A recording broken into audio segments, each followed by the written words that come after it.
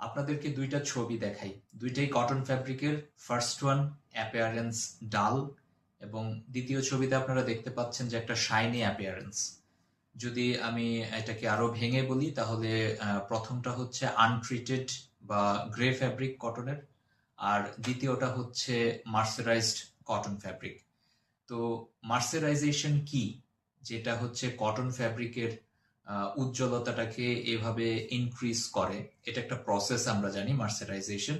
তো এই মার্সারাইজেশন প্রসেসে যেটা করা হয়, কটন ফ্যাব্রিকটাকে caustic soda, that means sodium হাইড্রোক্সাইডের সাথে ট্রিট করা হয়, এবং সোডিয়াম হাইড্রোক্সাইড কটন ফ্যাব্রিকটা যখন অ্যাবজর্ব করে বা এর সাথে যখন ইন্টারাকশন হয়, মানে ক্রস সেকশনটা ফুলে ওঠে। এমনিতে কটন ফাইবারের ক্রস সেকশনটা হচ্ছে কিডনি শেপের হয় আমরা জানি, কিন্তু এটা যখন সলেন হয় বা ফুলে ওঠে তখন সেটা অনেকটা সার্কুলার হয়ে যায়।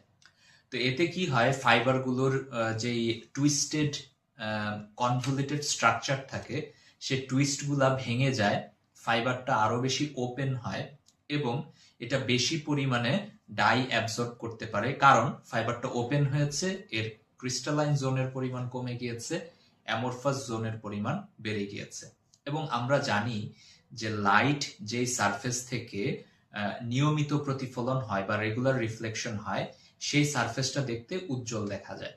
সো যেহেতু এই আমার কটন ফাইবারটার ক্রস সেকশন সার্কুলার হয়ে গিয়েছে আগের অনিয়মিত সারফেসের থেকে, সে কারণে এর সারফেসটা একটা পলিশ পলিশ ভাব তৈরি করে।